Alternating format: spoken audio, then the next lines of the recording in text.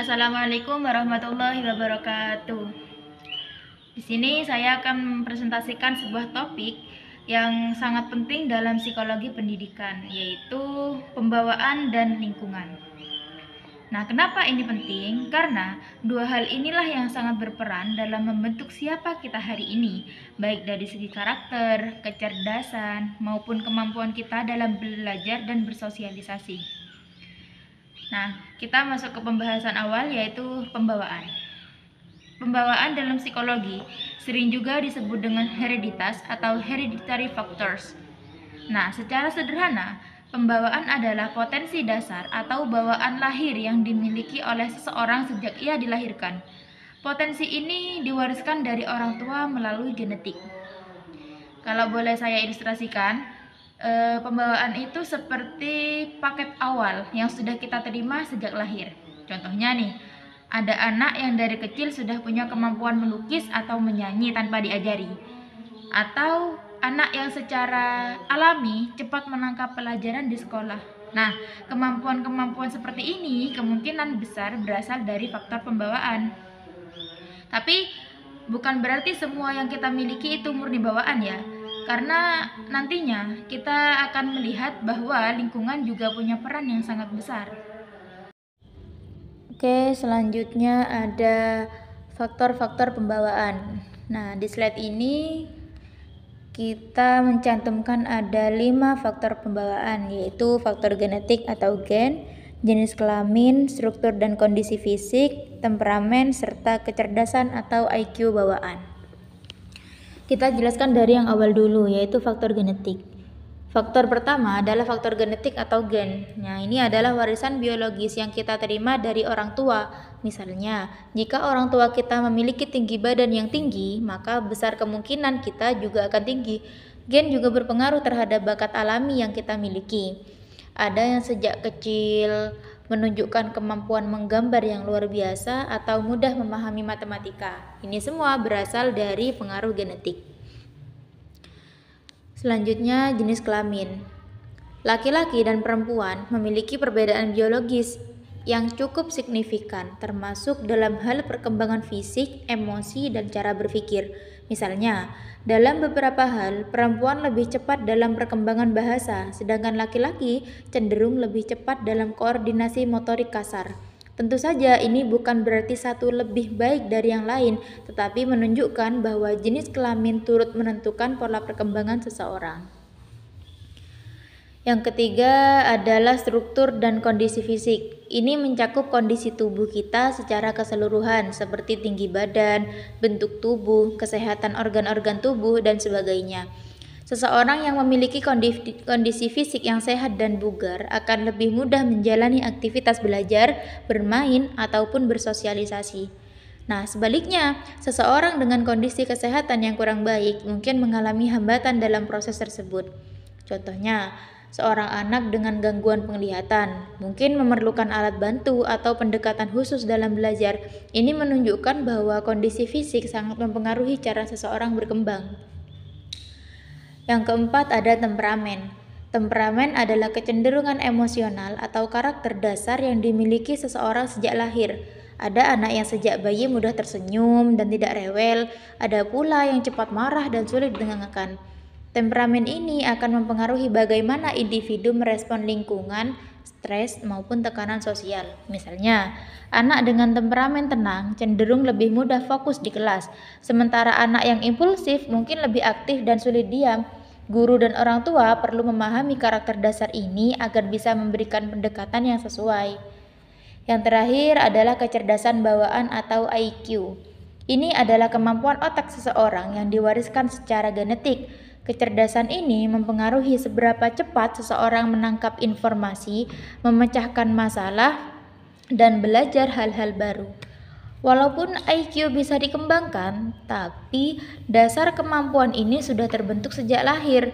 Contohnya, ada anak yang cepat sekali belajar bahasa asing atau bisa bermain catur di usia dini. Itu bukan semata karena latihan, tapi juga karena faktor IQ yang dimilikinya.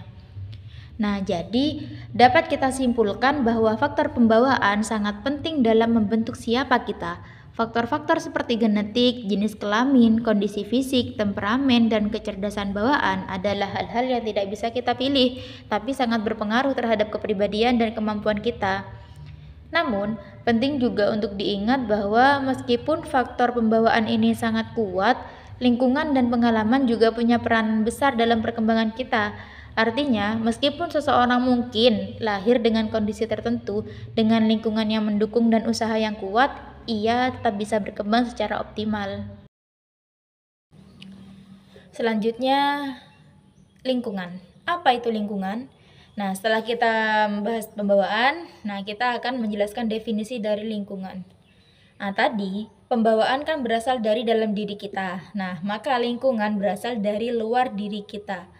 Lingkungan adalah segala kondisi eksternal yang mempengaruhi perkembangan kita, baik secara fisik, mental, sosial, maupun emosional. Lingkungan bisa berupa keluarga tempat kita dibesarkan, bisa juga berupa sekolah dan guru-guru kita, teman sebaya, bahkan media yang kita konsumsi seperti televisi, internet, dan media sosial. Lingkungan juga mencakup budaya, norma, nilai-nilai, dan pengalaman hidup. Contohnya, misal, ada dua anak yang sama-sama mempunyai bakat matematika. Tapi yang satu hidup di lingkungan yang suportif. Misalnya orang tuanya membelikan buku, mengikutkan les, dan terus termotivasi. Sedangkan yang satu lagi tidak mendapat dukungan, tidak dikasih fasilitas, tidak dimotivasi, atau bahkan dia tidak tahu kalau sebenarnya dia punya bakat. Pertanyaannya, siapa yang lebih berkembang? Ya tentu saja dia yang didukung oleh lingkungan, yang diberi dukungan oleh orang tuanya, diberi fasilitas, dan ia mampu untuk mengembangkan bakatnya tersebut. Selanjutnya kita akan membahas tentang faktor-faktor lingkungan. Faktor lingkungan di sini bukan hanya tentang alam sekitar, tapi juga berbagai aspek kehidupan yang mempengaruhi pertumbuhan seseorang dari kecil hingga dewasa. Dalam slide ini, kita akan membahas 5 faktor lingkungan utama yang sangat berpengaruh, yaitu lingkungan keluarga, lingkungan sekolah, lingkungan sosial, lingkungan budaya, serta lingkungan fisik. Mari kita bahas satu persatu. Dimulai dari lingkungan keluarga terlebih dahulu. Jadi, lingkungan keluarga ini merupakan lingkungan pertama dan paling utama yang dikenal seorang anak. Keluarga adalah tempat di mana anak pertama kali belajar berbicara, berperilaku, dan membentuk nilai-nilai kehidupan. Contohnya, anak yang dibesarkan dalam keluarga yang harmonis, penuh kasih sayang dan disiplin, cenderung tumbuh menjadi pribadi yang percaya diri dan beretika baik. Sebaliknya, lingkungan keluarga yang penuh konflik atau kurang perhatian bisa mempengaruhi perkembangan mental dan emosional anak secara negatif. Oleh karena itu, peran orang tua sangat besar dalam membentuk karakter dan masa depan anak. Selanjutnya ada lingkungan sekolah. Sekolah adalah tempat anak menghabiskan waktu cukup lama setelah lingkungan rumah. Disinilah anak belajar banyak hal, mulai dari ilmu pengetahuan, keterampilan sosial, hingga etika dan kedisiplinan. Guru, teman-teman, serta kebijakan sekolah semuanya membentuk suasana yang mempengaruhi perilaku dan motivasi belajar anak. Misalnya, jika seorang siswa memiliki guru yang suportif dan teman-teman yang positif, dia akan merasa nyaman dan lebih semangat untuk belajar. Tapi, jika lingkungannya penuh tekanan atau bullying, maka dia berdampak buruk pada kesehatan mental dan prestasi anak. Selanjutnya, lingkungan sosial. Lingkungan ini mencakup pergaulan anak di luar keluarga dan sekolah, seperti teman bermain di rumah, tetangga, komunitas, dan media sosial di era sekarang.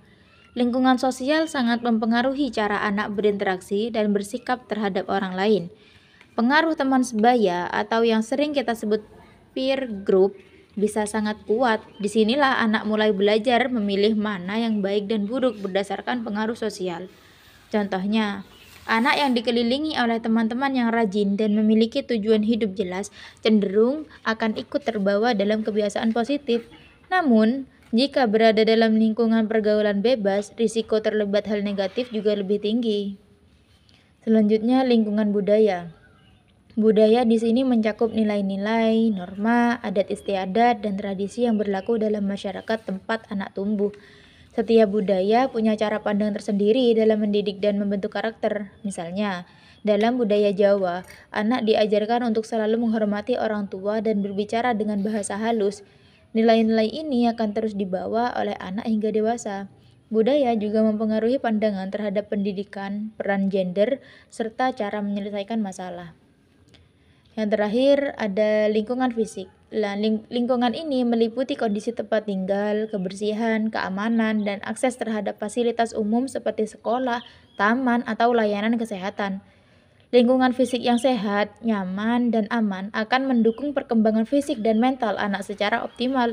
Sebaliknya, lingkungan yang kotor, rawan kejahatan, atau bising dapat menghambat konsentrasi belajar dan kesehatan anak. Dari penjelasan tadi, bisa kita simpulkan bahwa faktor lingkungan sangat menentukan bagaimana seseorang tumbuh dan berkembang, baik lingkungan keluarga, sekolah, sosial, budaya, maupun fisik. Semuanya saling berkaitan dan membentuk pribadi anak sejak dini. Jadi, sebagai pendidik, orang tua, atau anggota masyarakat, mari kita bersama-sama menciptakan lingkungan yang mendukung perkembangan anak secara positif dan menyeluruh. Mungkin hanya itu yang bisa saya sampaikan. Saya ucapkan terima kasih. Assalamualaikum warahmatullahi wabarakatuh.